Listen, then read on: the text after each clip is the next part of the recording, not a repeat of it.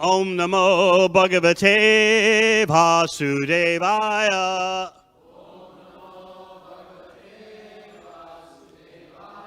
Om Namo Bhagavate Vasudevaya.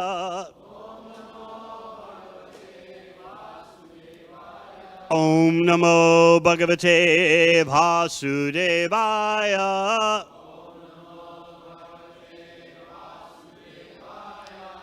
Srimad Bhagavatam, 3rd Canto, Chapter 25, The Glories of Devotional Service, Text 22. Mayananyena bhavena bhaktim kurvanti ye dridham matkrite chakta karmanas chakta swajjana bandavaha mayanyanyena bhavena bhaktim kurvanti ye dridham matkrite chakta karmanas chakta swajjana bandavaha mayanyena bhavena bhaktim kurvanti ye dridham matkrite chakta karmanas chakta swajjana bandavaha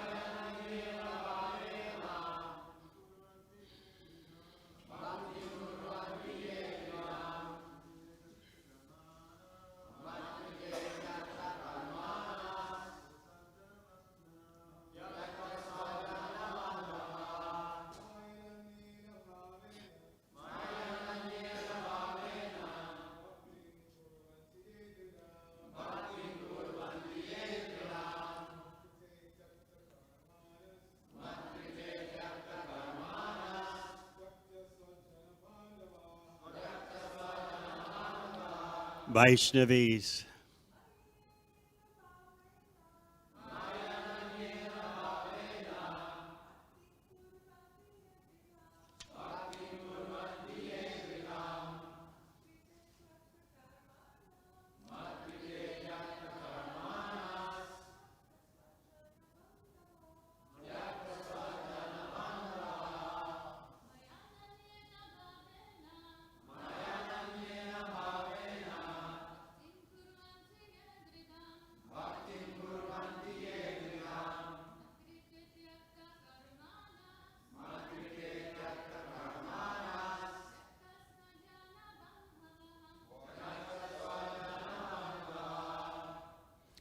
Mai unto me, ananyena bhavena,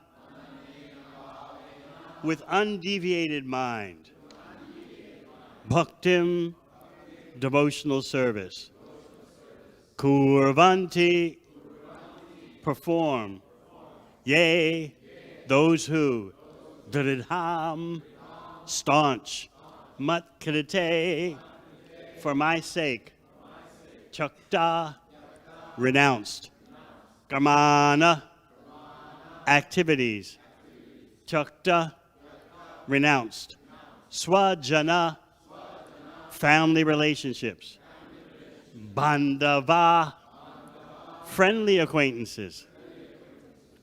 Translation: such a sadhu engages in staunch devotional service to the Lord without deviation. For the sake of the Lord, he renounces all other connections, such as family relationships and friendly acquaintances within the world. Purport. A person in the renounced order of life, a sannyasi, is also called a sadhu because he renounces everything: his home, his comfort, his friends, his relatives, and his duties to friends and to family. He renounces everything for the sake of the Supreme Personality of Godhead. A sannyasi is generally in the renounced order of life, but his renunciation will be successful only when his energy is employed in the service of the Lord with great austerity. It is said here, therefore, bhaktim kurvanti ye dridham. A person who seriously engages in the service of the Lord and is in the renounced order of life is a sadhu. A sadhu is one who has given up all responsibility to society, family, and worldly humanitarianism simply for the service of the Lord. As soon as he takes birth in the world, a person has so many responsibilities and obligations to the public, to the demigods, to the great sages, to the general living beings, to his parents, to the family, forefathers, and to many others. When he gives up all such obligations for the sake of the service of the Supreme Lord, he is not punished for such renunciation of obligation. But if for sense gratification a person renounces all such obligations, he is punished by the law of nature. Translation again. Such a sadhu engages in staunch devotional service to the Lord without deviation. For the sake of the Lord, he renounces all other connections, such as family relationships and friendly acquaintances within the world. Om Gyanatimirandasya Gyananjana Shalakaya Chakshun Militangena Tasmai Shri Gurave Namaha Jai Shri Krishna Chaitanya Prabhu Nityananda Shri Advaita Gadadha Sivasadi Gaur Bhaktivinoda Hare Krishna, Krishna Krishna, Hare Hare, Hare Rama, Rama Rama, Hare Hare.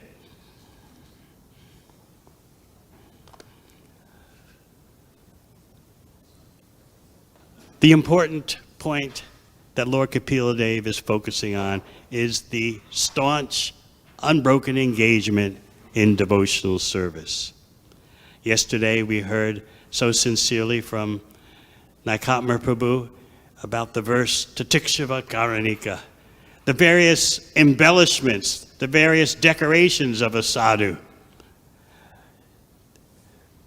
The Acharyas explain, and certainly Srila Prabhupada did, that there is the Tatastha Lakshana, the immediate aspects or the secondary aspects, and then there is the Sarupa Lakshana, the essential aspect. The essential aspect, Sarupa Lakshana, is being talked about in this verse. The sadhu engages in staunch devotional service. Because of that Sarupa Lakshana, that essential characteristic, then you can have for real the Tatastha Lakshana, the secondary aspects like tolerance, merciful, having no enemies, peaceful, abiding by the scripture. But without the Sarupa Lakshana, the essential core characteristic of engagement in devotional service, you really don't have any secondary aspects that are of any importance. Sometimes people object. Why does Bhagavad Gita stress devotional service, devotional service, devotional service? And then you come to the devotee community and everyone wants to know, what's your service? What's the service you're doing? And you may think, well, I want to be peaceful. I want to be tolerant. That's all well and good. But without the Sarupa Lakshana, the core essential characteristic of unbroken engagement in devotional service, there won't be the proper development of these secondary aspects. We talked the other day about going to the Ganga, where Lord Nityananda and Lord Chaitanya are floating on the current down to the house of Advaita Acharya. So what's happening while they're floating in the waves? Srila Vrindavan Das Thakur says, this should remind you of Kshirodakashayi Vishnu seated or laying on Anantashesh on the Kshirodaka, the ocean of milk. So as Lord Chaitanya is floating down the Ganga and Lord Nityananda is there with him floating down the Ganga, think of Kshirodakashayi Vishnu, who is the Supreme Personality of Godhead's plenary upon plenary expansion, and he's the portal through which the avatars appear in the material world. And then he's sitting on or laying on Anantashesh. So they're both floating in the Kshirodaka. And now they're floating on the Ganga to the home of Shantipurnath, who is Advaita Acharya. And what's happening on their way? Knowing that will help us to understand what is this necessity of undeviated devotional service. Suddenly, Lord Chaitanya roars, "I am He! I am He!" And Nityananda is just watching and smiling silently as they float down the Ganga. "I am He! I am He! Nada, Advaita Acharya, called me into this world to reveal the glories of bhakti." And now what is Nada doing? He is covering the glories of devotional service by speaking that Gyan alone by itself is most important. Why is Advaita Acharya doing this? The one who has called Lord Chaitanya into the world, you may remember from Adi Lila Chaitanya Charitamrita, worshiping Shalagram Shila, calling out with loud cries, Advaita Acharya, overwhelmed by seeing the sinful activity of the world, even in Navadvip, where there's so much Vedic stuff going on, except for devotional service. So Advaita Acharya is calling out with loud cries. So this is what Lord Chaitanya is referring to. I was sleeping in the ocean of milk on Anantashesh, and these loud cries woke me, and I came to reveal the glories of devotional service as requested by Advaita Acharya. But what is Advaita Acharya doing now? He's covering the glories. He's denying the exclusive glories of bhakti. Why is Advaita Acharya doing this? He wants to be chastised by Lord Chaitanya. And he's devised a plot. You see, Advaita Acharya is the godbrother of Lord Chaitanya's guru, Ishwar Puri. So Lord Chaitanya is always treating Advaita Acharya with respect, veneration. And Advaita Acharya doesn't want it. He wants to be treated as the servant of Lord Chaitanya. As Chaitanya Charitamrita tells us, sometimes Advaita Acharya, he's sitting down, and then suddenly he jumps up. I'm the servant of Lord Chaitanya. I'm the servant of Lord Chaitanya. I'm the servant of his servants. And then he sits down quietly again. This is what he wants. He wants to be treated as Mahaprabhu's servant. But he doesn't get it. So he devises a plot. What is he going to do? He's going to preach that bhakti is not necessary and that jnana, metaphysical speculation, is the ultimate. So Lord Chaitanya knows this, but he doesn't acknowledge that it's just a conspiracy, it's a plot by Advaita Acharya. He's responding to the fact Advaita Acharya is deviating. I'm going to do something about it. We'll see when I get to his house what is the truth. I'll take action. Meanwhile, Advaita Acharya is omniscient. He knows what's going on. He knows Mahaprabhu is floating down the Ganga with Nityananda on the way to his house. And so what does he do? This is just what I want. Mahaprabhu, he's angry. He's going to chastise me finally. And so what does Advaita Acharya start doing? He starts preaching even more boldly. Jnana is the ultimate. Jnana is the everything. Just to provoke Lord Chaitanya more. So Lord Chaitanya, Lord Nityananda, they arrive at his house, Advaita Acharya's house. And you have Haridas Thakur, who was living there at the time. You have the famous son of Advaita Acharya, Achyuta. Advaita Acharya's two wives are there. The servants are there. And everyone is seeing Mahaprabhu enter, blazing like millions of suns. And so, Lord Chaitanya says to him, so tell me, Advaita Acharya, what is superior, Jnana or Bhakti? Advaita Acharya is very cagey. He responds, all you need is Jnana. If you have Jnana, what's the need of Bhakti? Oh, Lord Chaitanya just enters a rage. He grabs Advaita Acharya, who had been expounding the so-called glories of Jnana without Bhakti. He had been expounding it so powerfully. He was into it so much in his preaching that he was rocking back and forth. Jnana is everything. Jnana, Bhakti is subordinate. Bhakti is not necessary. So Lord Chaitanya has grabbed him, pulled him off his seat, out of the house into the courtyard, and starts beating him. And Advaita Acharya's wife Sita is begging Lord Chaitanya, please stop this. He's an old man. What do you want to do with him? If you kill an old man, how are you going to atone for the responsibility? Please stop this. She's speaking as a chaste wife. And Nityananda is smiling. He doesn't say anything. He understands what's going on. Everyone in the house they're just totally astonished because Lord Chaitanya is beating Advaita Acharya.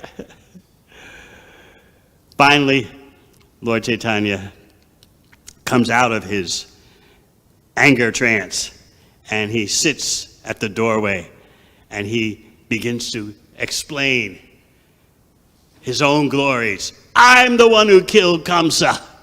I'm the one who killed Narakasura, Bhaumasura, all these. I'm the one who's done it. And then Advaita Acharya is so happy. His conspiracy has worked. He says, now you are finally treating me as I want to be treated. I'm your eternal servant. You've been glorifying me so much in the past. In other words, you've been ruining our relationship in which I am your servant. You've treated me with such veneration and respect. But now just see what's happening. You've beaten me. Oh, this is so wonderful. So Lord Chaitanya calms down and he offers a benediction to Advaita Acharya because Advaita Acharya has fallen at his feet, putting his head at Lord Chaitanya's lotus feet. And so Lord Chaitanya says, let me offer you this benediction. In other words, Mahaprabhu, out of his trance of rage, understands he's been scammed. And Advaita Acharya has set him up, purposely trying to anger him so Advaita Acharya can be beaten by Lord Chaitanya, chastised by Lord Chaitanya, having his status, Advaita Acharya's status as servant of Lord Chaitanya, having that ratified by his being beaten by Mahaprabhu. So Mahaprabhu realizes what's happening and he offers a benediction to Advaita Acharya. Let it be known that if any living entity, cat, bird, insect, any kind of animal even, if they offer you, Advaita Acharya, devotion for just a moment, they'll get my mercy. And then what does Advaita Acharya say? Here is the reality that if anyone comes to me with devotion and neglects you, he says to Lord Chaitanya, then may their so-called devotion to me be the cause of their own annihilation. So in this way, Lord Chaitanya and Advaita Acharya highlight the point of bhakti, devotional service, being the all in all. Sometimes people think that bhakti means just have a devotional attitude in your mind towards everything and anything. But bhakti means for the pleasure of the Supreme Personality of Godhead. And in this way, if we live in a community that is offering opportunity for unbroken devotional service, that is the greatest benediction. So difficult to attain life after life. One new devotee yesterday was telling me, I've just been here a month. I must have done something in countless lifetimes to be able to be here. He had that understanding, and he's right.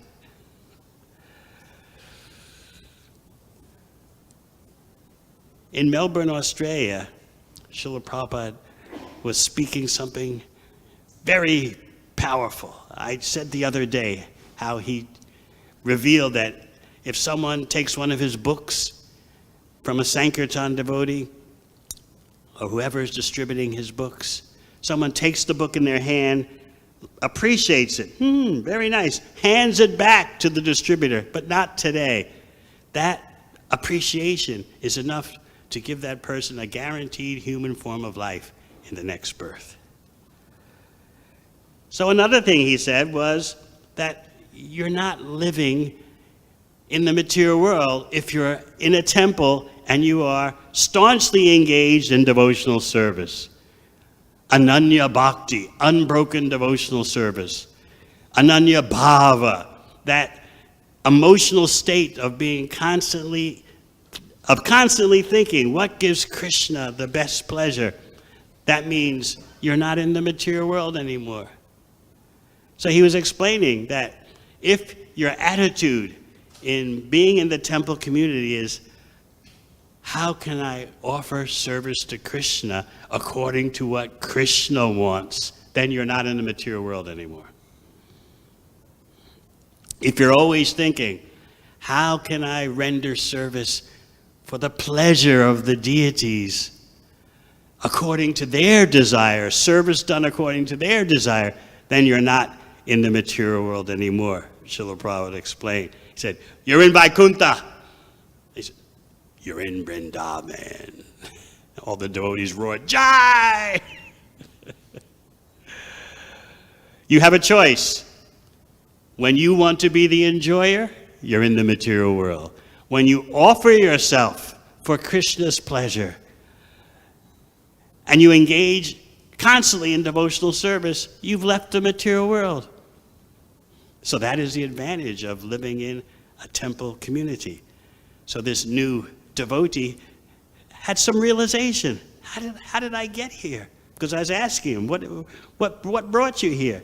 And so he was saying, I must have had many lifetimes of doing everything else except devotional service, and somehow or other, by the mercy of the devotees, I'm here. So the mercy of the devotees, the mercy of the sadhus means you get opportunities for devotional service constantly. So much so that you can aspire for the realization, for the reality that you are not in the material world. You're in Vaikuntha. Indeed, you're in Vrindavan. When Lord Chaitanya appeared in Puri after trying to go to Vrindavan, he was explaining to the devotees in Puri, I tried my best to go, but there were so many huge crowds around me. Sanatan Goswami, who had just met Lord Chaitanya at Ramkeli, Sanatan Goswami told me that you don't go to Vrindavan with massive crowds. And I began to think, he's right. At first, I didn't take it so seriously, but then later I began to consider, and I decided, what's the use? People will think I'm just some kind of magician, having a big crowd around me, going to Vrindavan to cheat people. So he went back to Puri, and he explained to the devotees, this is what happened. Do I have your blessings to make another attempt to go to Vrindavan? And then he revealed something that's very intimate. He said, actually, how could I go to Vrindavan when Gadadhar Pandit is here unhappy? So mainly because of his unhappiness, I came back. So Gadadhar Pandit falls at Lord Chaitanya's lotus feet, clasps his feet, and says, the reality is, wherever you are is Vrindavan. You don't need to go to Vrindavan, but you do so, you agree to travel to Vrindavan to set an example for the ordinary persons. But actually, wherever you are is Vrindavan, wherever you are is the Yamuna River, wherever you are is the Ganga, all the places of pilgrimage are wherever you are. So in the purport, Prabhupada explains something very astonishing. He explains how in Vrindavan, so many people want to enter into Radha Krishna Leela, but it's very difficult. But if we follow Sri Sri Gaur Nitai, that is the best way to try to enter into Radha Krishna's pastimes, by focusing on Sri Sri Gaur Nitai. Krishna and Balaram have come as Gauranga and Nityananda. Without focusing on them, it's practically impossible in the age of Kali to become absorbed in Krishna's pastimes. Bhaktivinoda Thakur explains that by serving Gauranga Mahaprabhu in dasya, in servitorship, all the other rasas open up by your declaring yourself and acting as a servant of Lord Chaitanya, who says, wherever you go, whomever you meet, teach the science of Krishna. That's the gateway to all the other rasas, just by your being the servant of Lord Chaitanya. So Prabhupada explains that there are so many associates of Lord Chaitanya who, from the ordinary point of view, from the physical point of view, never went to Vrindavan. He presents a whole list in Chaitanya Charitamrita. Srup Damodar, Haridas Thakur. There's no record of them ever going to Vrindavan, yet they are eternal Brajavasis. So he ends a very dramatic purport by saying, the members of our Krishna consciousness movement, they're living in big cities. He names them, Los Angeles included. And he says, they're actually not living in these cities because they are having Krishna Kirtan all the time. Therefore, they live in Vrindavan and nowhere else. Of course, we want to aspire for that realization, but Srila Prabhupada is presenting the transcendental fact and showing us what is the peak potential of devotional service. So we want to plan out our life so that we can one day attain something close to Ananya Bhakti, undeviated devotional service. So we're always concerned, how is Krishna relishing or not what I'm doing? And is what I'm doing what Krishna wants of me? That attitude, even trying to develop that attitude, puts you in a completely different dimension. Just like thinking that we are the material enjoyer, that puts you in another dimension.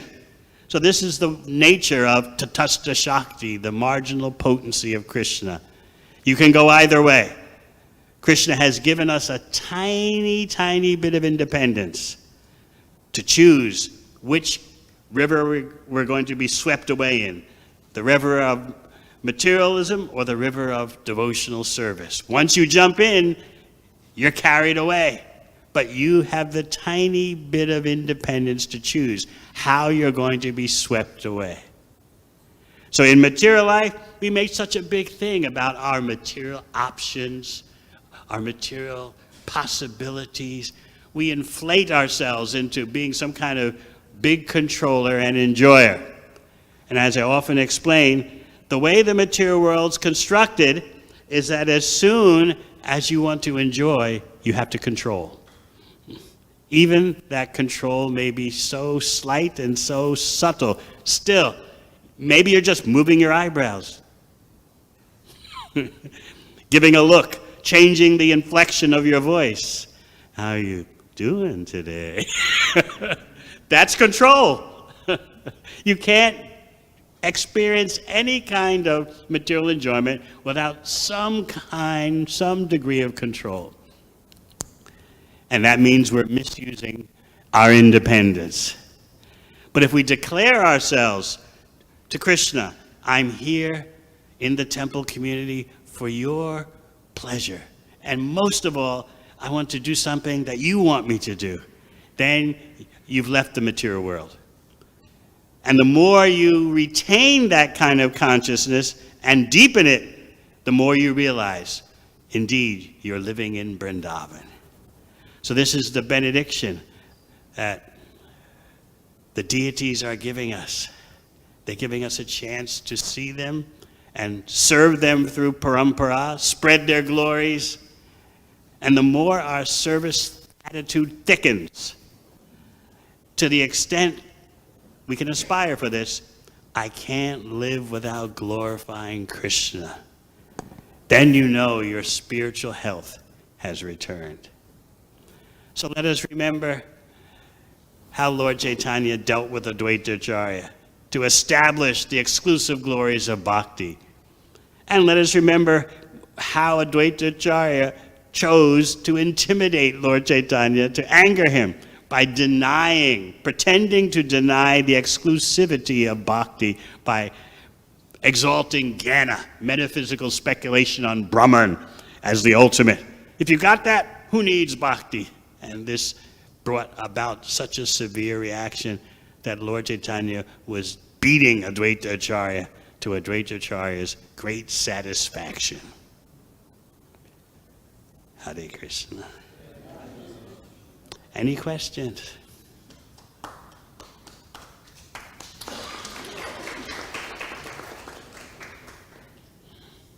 Yes.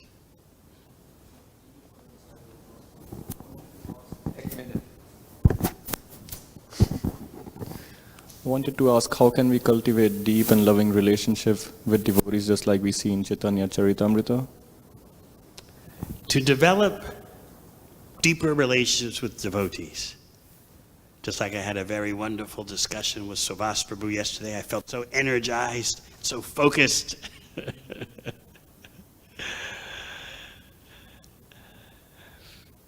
You actually, to develop deeper relationships, need Krishna's help. I often explain, there's no mundane social skills that really can deepen your relationship with devotees. Sometimes you may think, I'm kind of a shy person. I don't have the gift of the gab. So therefore, how do I develop relationships with devotees? But those relationships with Vaishnavas are not dependent on mundane social skills, like how to win friends and influence people. You've read that book? Who's read it? Yes. This won't help you deepen relationships with devotees. You need divine empowerment. You need to beg the deities, please teach me, please empower me to relate to devotees, how to deepen my relationship with them. It's not a material skill, it's a spiritual empowerment.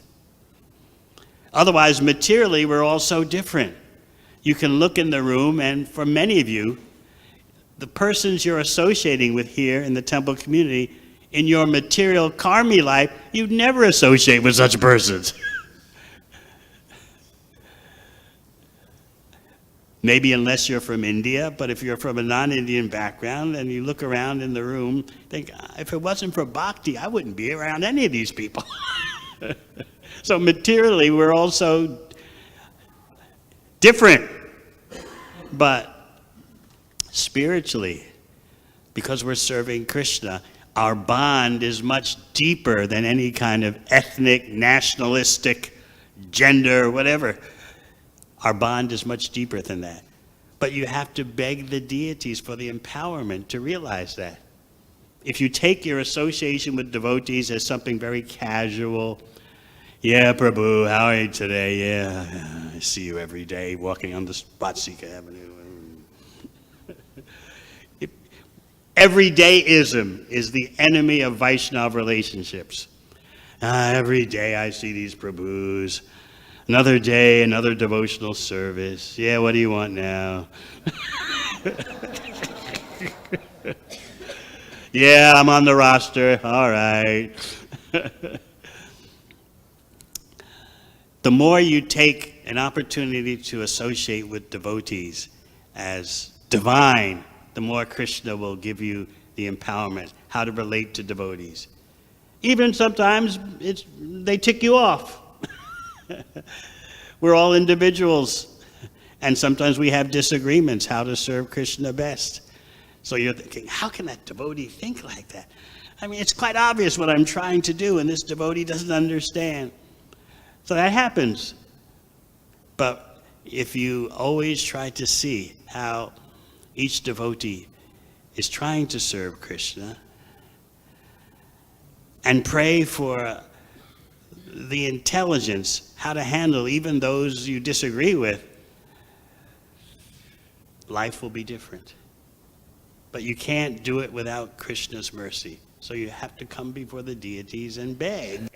And we hate to beg. We're too proud to beg. But if you want the depths of Vaishnava association, you beg for that. Another point is we're not impersonalists. It is a fact that even amongst devotee relationships, you associate more with those who share your devotional vision. That may sound surprising that, well, shouldn't we just try to focus on relationships with all Vaishnavas? Yes, you try to appreciate them nicely, but it is an undeniable fact of transcendence. What is it called? Swajatiya? What's the other one? No, huh? Yes, yes. You associate with those who share a similar spiritual aspiration. You associate with them more deeply. But first of all, you have to have some spiritual aspirations. And then it's natural that you can spend more time with those who share the same service aspirations. This is the way of Goloka Vrindavan. Different gopis who have different service inclinations, they associate with each other for Krishna's pleasure. And sometimes they even argue with other gopis who have a different service inclination. But that's also for Krishna's pleasure. Anyway, that's another thing. But for now, you pray to Krishna, please give me the empowerment to relish devotee association. I'll confess, since this is, I think, my last class I'm giving here. When I was walking down Vatsika Avenue to visit Swavas Prabhu, I do what I normally do. Not that I am anything great, but since you asked, it's my duty to try to answer. I was praying to Krishna, how can I benefit from this Vaishnavas association? And I feel that I got that benefit. But my point is whether I was able to perceive the benefit or not, my point is I was begging for it. Otherwise, I could just walk down the street chanting Hare Krishna and another day, another devotee. But I was praying, as I tried to do, not always am I successful, but I tried to do upon meeting any devotee. How can I recognize the glories of this devotee? How can I benefit from this devotee's association? So my point is, it takes effort. It's like this morning when I came to greet the deities, I saw Narayan Prabhu, and he was watering Tulsi Devi. I wanted to say something to him, but he's just, wait a minute. He wanted to finish his devotion to Tulsi Devi. And so I was appreciating how dedicated he is to, even though Tulsi Puja happened this morning, early after Mangalarti, still, he's seizing the opportunity. So I noted that. I'm going to do the same also. This is the Vaishnava sport. And now you got me going. It's very much brought out in Brihad Bhagavatamrita. So Vas Prabhu and I were talking about such books yesterday. Brihad Bhagavatamrita is the gold standard for Vaishnava translations that have come out after Prabhupada's departure. So there, Narada Muni is touring the whole universe, trying to find who has the greatest amount of Krishna's mercy. Where do I find the devotee who has the most of Krishna's mercy? So each devotee he approaches, whether Lord Shiva, Prahlad Maharaj, Hanuman, the Pandavas, wherever he goes, I've heard you are the greatest recipient of Krishna's mercy. Me? You need to go to that devotee. He or she is the one who's got all the mercy. So in this way, they're sending Narada Muni on the most ecstatic wild goose chase. He's going all over the universe. You are the greatest devotee. I've just heard. No, not me. It's that one. When he is sent by the Pandavas to the Yadus, and the Yadus put forth Uddhava. Uddhava, when Narada Muni approaches him, saying, so now you are the one, I've heard. And what does Uddhava start doing? He starts crying. What is it he's crying for? What is he thinking? He's crying, thinking of all the unlimited Vaishnavas who are better servants than him. So he's being glorified, and what's the effect? He starts crying that, in no way can I match the service of all these other devotees. But then things take a transcendental turn, which may be difficult for many of us to understand. First, the humility. And then Uddhava starts feeling jealous, transcendental jealousy. Krishna is mine. I'm Krishna's friend. I'm his advisor. How can that be transcendental? Because it's giving Krishna pleasure. Krishna is my friend. I don't know an example how in material life how you could relate to that. This is, well, I don't know. I can't. Maybe married persons can say, this is my husband, this is my wife. Possessiveness, it's described in Chaitanya Charitamrita as mamata. Krishna is mine. So first, Uddhava is so humble. Oh, there's so many Vaishnavas better than me. He breaks down crying. But then a surge of transcendental jealousy. The jealousy is transcendental because there's no malice. It's an emotion of the spiritual world, which Krishna enjoys, especially when Krishna's consorts, when they exercise jealousy over him. Krishna should come to me. Just like Raghunath Das Goswami explains that when Chandravali has very carefully constructed a grove with flower beds for Krishna to come, and Krishna has come, but then through the air, the wind brings the fragrance of Srimati Radharani. Suddenly Krishna gets up from the flower bed that Chandravali has so carefully constructed and gone.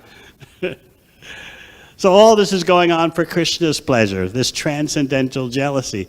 So in that way, Uddhava erupts in this non-material jealousy with no negative effects that we are so acquainted with when we are jealous or envious in the material world. But the point is, notice Narada Muni trying to find which devotee has the greatest amount of Krishna's mercy, and each devotee he goes to says, not me, it's someone else. And they're sincere about it. And Narada Muni accepts what they're saying. Sometimes the devotee he's having some difficulty hearing Narada Muni say, you are the greatest devotee, just like Prahlad Maharaj. Hanuman who sent, Lord Shiva sent Narada Muni to Prahlad. And he approaches Prahlad, trying to worship Prahlad, who's his own disciple. Prahlad is deep in meditation. And then in his meditation, because he's the perfection of smaranam, remembering the Supreme Personality of Godhead, he's deep in samadhi of remembering Krishna. And then he sees in his samadhi, Narada Muni is approaching. So he comes out of his samadhi just as Narada Muni is there, and he tries to sit Narada Muni down and offer Guru Puja to him. And Narada Muni instead grabs the puja articles and tries to worship Prahlad Maharaj. And embracing Prahlad, you are the greatest devotee, you are the greatest devotee. And then Narada Muni offers reasons why Prahlad is the greatest devotee. And Prahlad is having difficulty because how can he refute what his guru is saying? He can't tell his guru, you're wrong. So he says, all right, you say that I'm always absorbed in remembering Krishna. Let me say that it happens sometimes. So he doesn't say no, and he doesn't say yes. It can happen sometimes, especially when I'm in material distress. I'm motivated to think of Krishna. So in that way, even though Prahlad is Narada Muni's disciple, he's knowing how to handle the praise of his guru. It doesn't go to his head, but he can't refute it. So he instead kind of sidesteps. So in this way, if you read Brihad Bhagavatamrita, the BBT has published such a wonderful rendition, you'll see the glories of the devotees in their relationships with Krishna and how each devotee thinks, I'm not the one, the other devotee is better. Anything else? Yes. Oh, you're touching your head. Thank you very much. Hare Krishna.